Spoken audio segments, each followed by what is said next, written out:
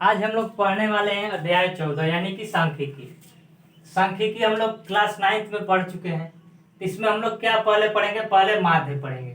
तो आप लोग माध्य को हेडिंग दीजिए। तो माध्य बराबर क्या होता है, माध्य को हम लोग औसत भी बोलते हैं। कि माध्य किसे कहते हैं, तो किसी आंकड़े में दिए गए प्रेक्षणों का योग एवं प्रेक्षणों की संख्या का अनुपात माध्य कहलाता है। इसे हम लोग किससे सूचित करते हैं, इसे एक्स बार से सूचित करते हैं। तो माध्य या औसत बराबर क्या हो जाएगा कि सभी प्रेक्षणों का योग बटा में सभी प्रेक्षणों की संख्या। तो हम लोग कुछ एग्जाम्पल लेते हैं। एग्जाम्पल में प्रारंभिक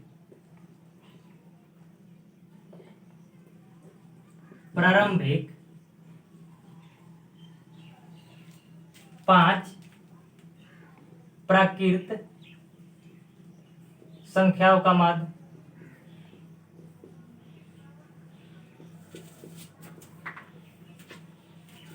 तो हमारा प्रारंभिक 5 प्राकृत संख्या कौन कौन सा हो जाएगा, तो माध्य बराबर क्या हो जाएगा, पहला प्राकृत संख्या 1 2 3 4 प्लस 5 बटा में क्या सभी प्रेक्षणों का योग, यानी कि हम लोग सभी पहले 5 प्राकृत संख्याओं को जोड़ देंगे और बटा में क्या होता है सभी प्रेक्षणों की संख्या, यानी कि ये कितने हैं, ये 5 है।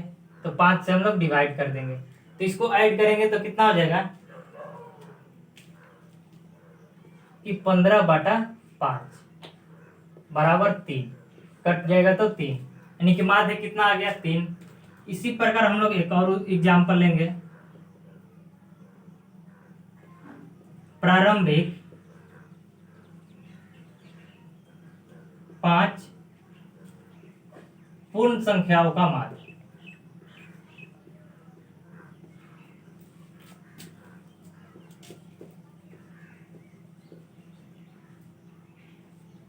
प्रारंभिक 5 पूर्ण संख्या कौन कौन सा हो जाएगा, माध्य बराबर पहला पूर्ण संख्या 0, दूसरा 1 प्लस 2 प्लस 3 प्लस 4, ये प्रारंभिक 5 पूर्ण संख्या हो गया।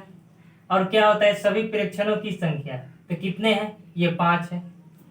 इसको जब हम लोग ऐड करेंगे तो कितना हो जाएगा 10 बटा में 5 यानी कि 2। हम लोग एक और एग्जाम्पल लेते हैं कि प्रारंभिक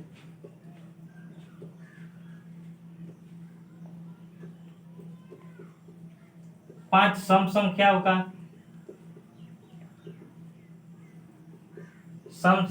का माध्य। तो कितना हो जाएगा,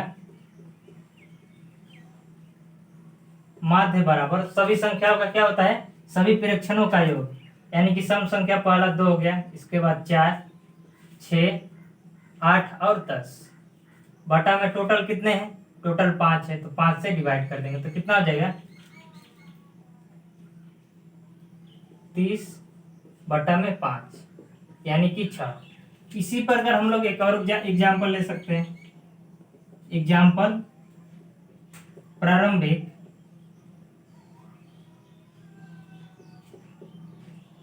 5 विषम संख्याओं का माध्य।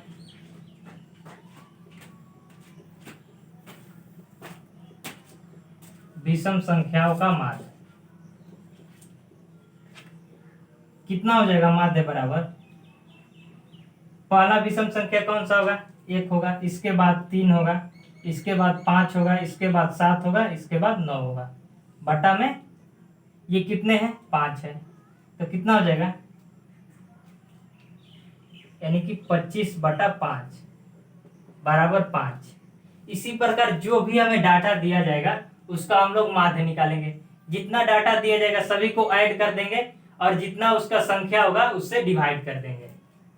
इसको नोट कीजिए।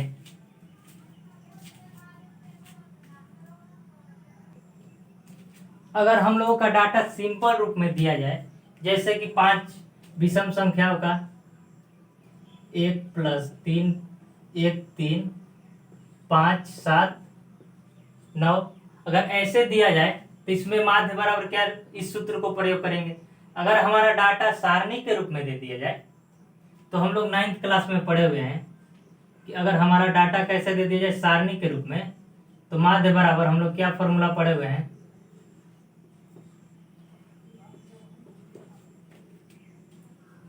सिग्मा एफ एक्स बाई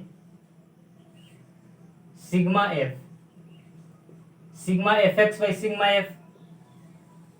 अगर सारणी के रूप में दिया जाए तो हम लोग ये फॉर्मूला लगाएंगे, जहां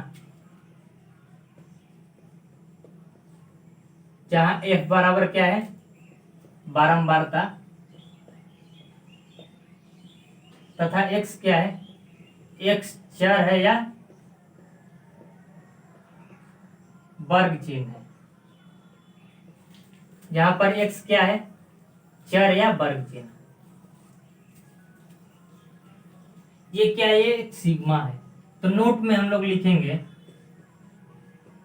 नोट, ये क्या है, सिग्मा। लिखेंगे हम लोग कि यह एक ग्रीक भाषा का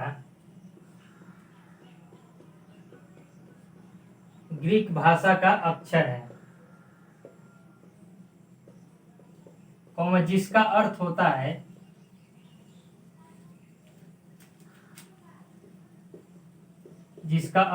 है जोड़ना। सिग्मा का अर्थ क्या होता है,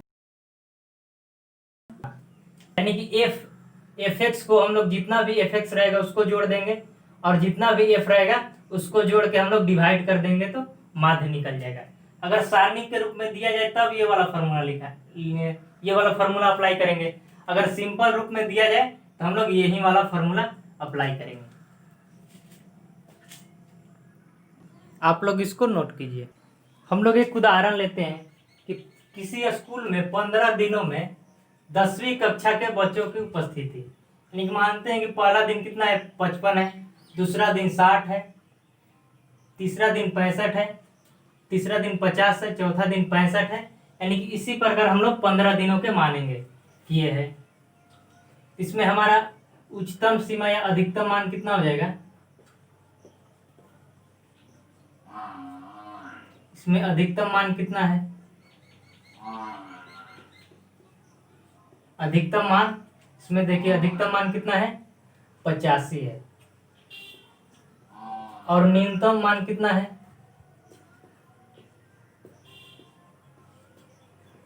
न्यूनतम मान 50 है। तो परिसर बराबर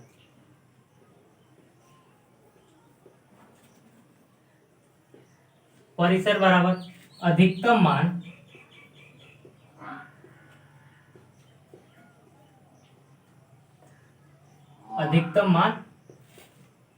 माइनस न्यूनतम मान।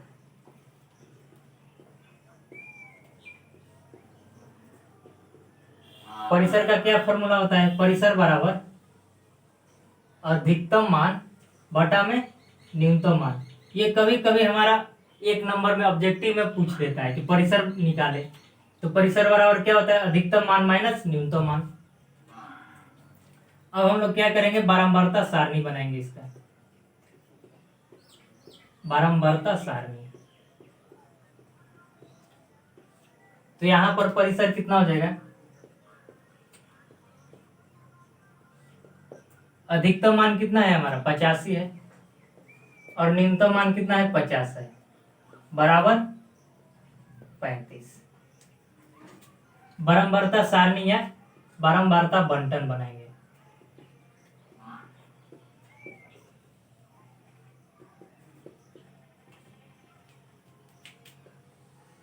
हम लोग इसको सारणीबद्ध करेंगे।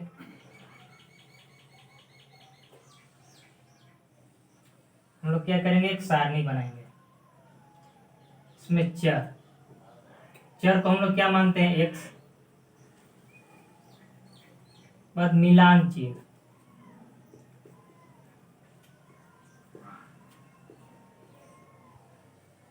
और फिर बारंबारता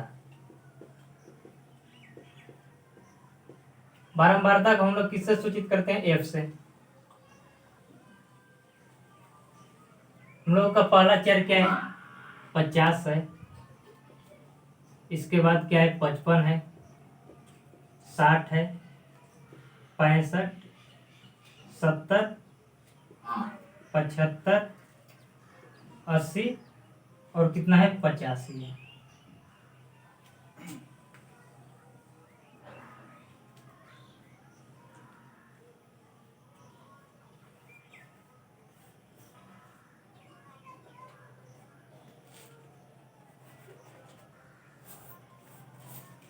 जब हम लोग सारणी बनाते हैं तो पहले क्या है, 55, यानी कि 55 के पास एक पाई देते हैं।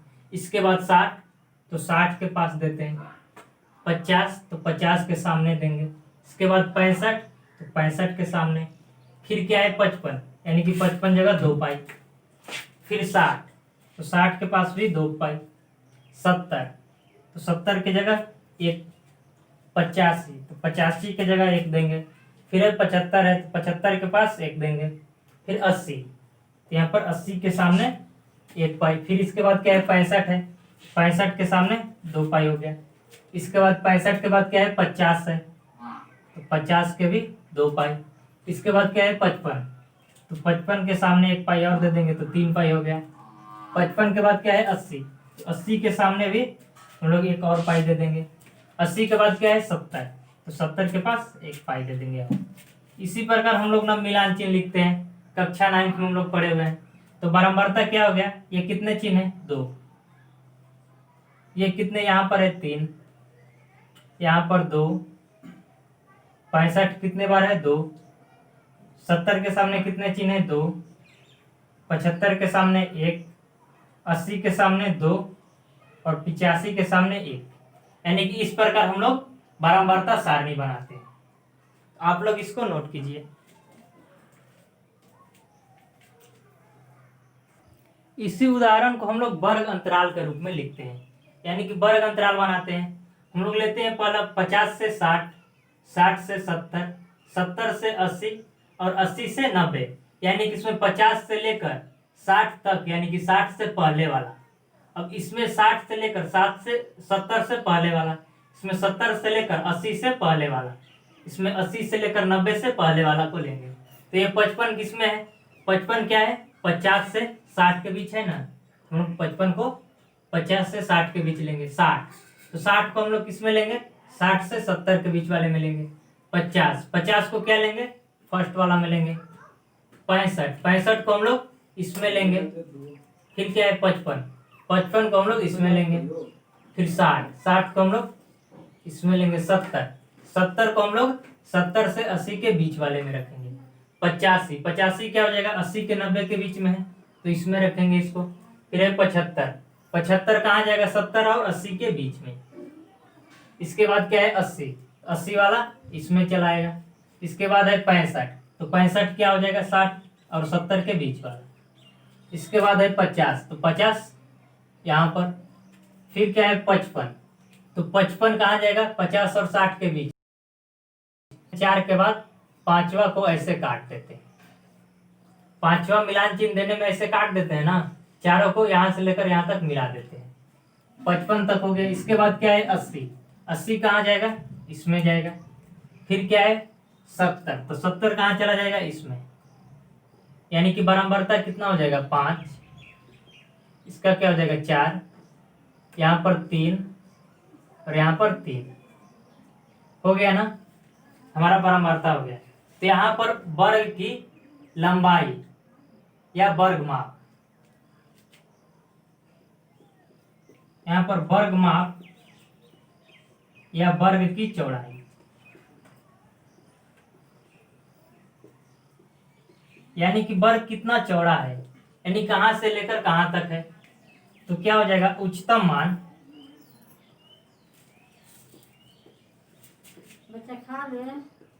माइनस न्यूनतम मान।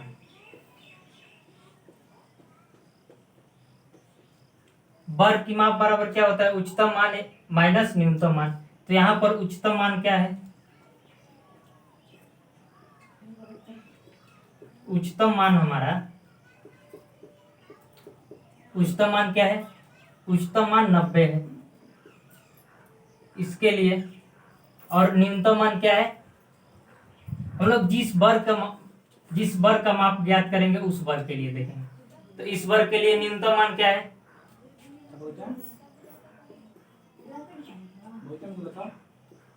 न्यूनतम मान यहाँ इस वर्ग के लिए 60 है, और उच्चतम मान कितना, न्यूनतम मान 50 है ना, और उच्चतम मान कितना है, उच्चतम मान 60 है।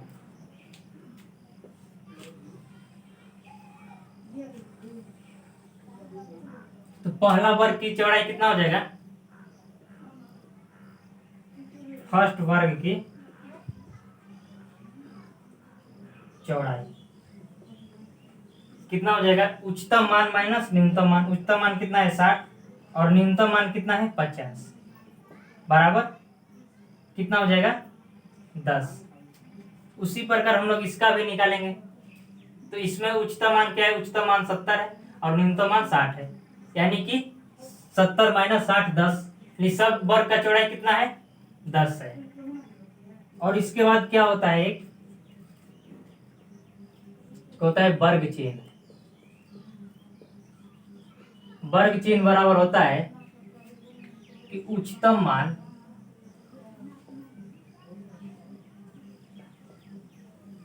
प्लस न्यूनतम मान बटा में 2। वर्ग चिन्ह बराबर क्या होता है, उच्चतम मान प्लस न्यूनतम मान प्लस उच्चतम मान प्लस न्यूनतम मान बटा में 2। यहाँ पर देखिए वर्ग की माप क्या होती है, वर्ग की चौड़ाई होती है, सभी वर्ग के लिए समान होती है, लेकिन वर्ग चिन्ह सभी वर्ग के लिए अलग अलग हो जाएगा। तो यहाँ पर हम लोग फर्स्ट वर्ग के लिए निकालेंगे। तो फर्स्ट वर्ग के लिए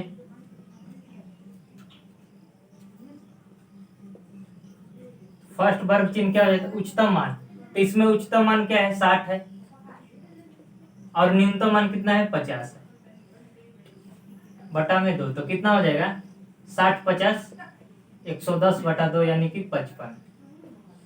अगर हम लोग सेकंड के लिए निकाल रहे हैं, दूसरा वर्ग के लिए वर्ग चिन्ह, तो दूसरा वर्ग में देखिए यहाँ पर उच्चतम मान कितना है 70 है और न्यूनतम मान कितना है 60 है, यानी कि 70 प्लस 60 बटा में 2।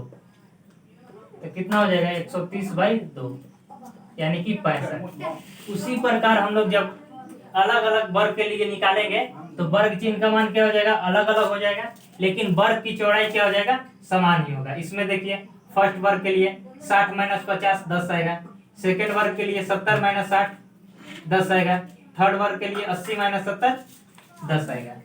आप लोग इसको नोट कीजिए। इसी वर्ग चिन्ह को हम लोग किससे सूचित करते हैं, एक्स से सूचित करते हैं। तो यहाँ पर एक्स दे देंगे, यानी कि वर्ग चिन्ह बराबर उच्चतम मान प्लस न्यूनतम मान बाई 2।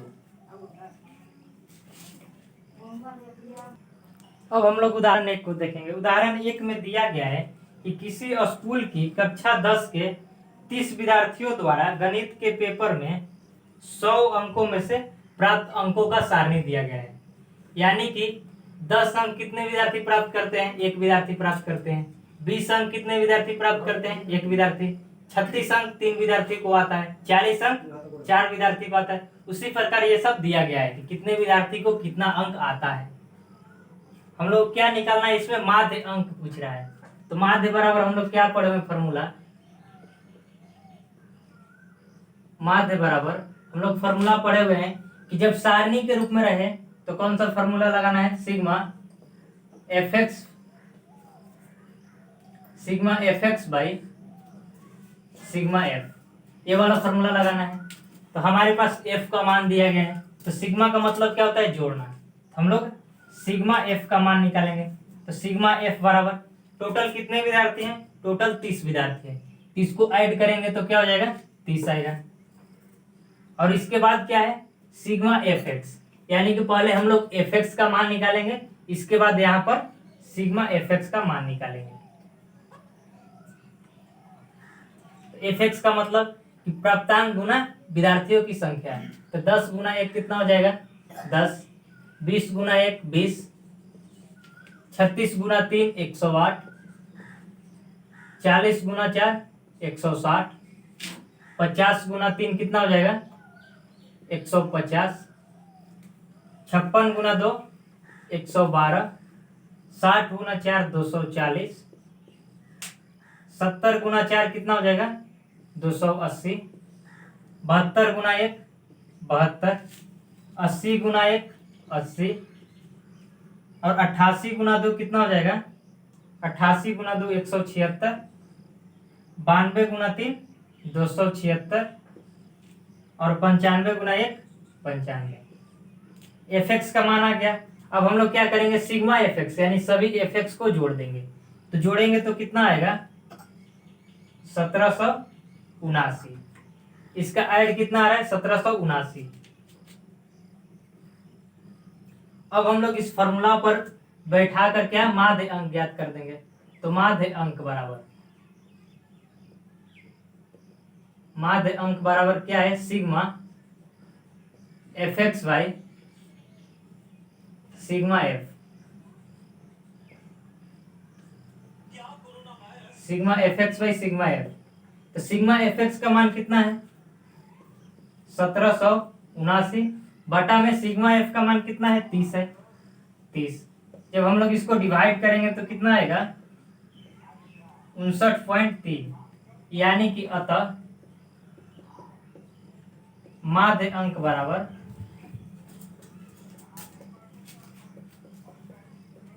59.3। यह हमारा क्या हो जाएगा आंसर हो जाएगा।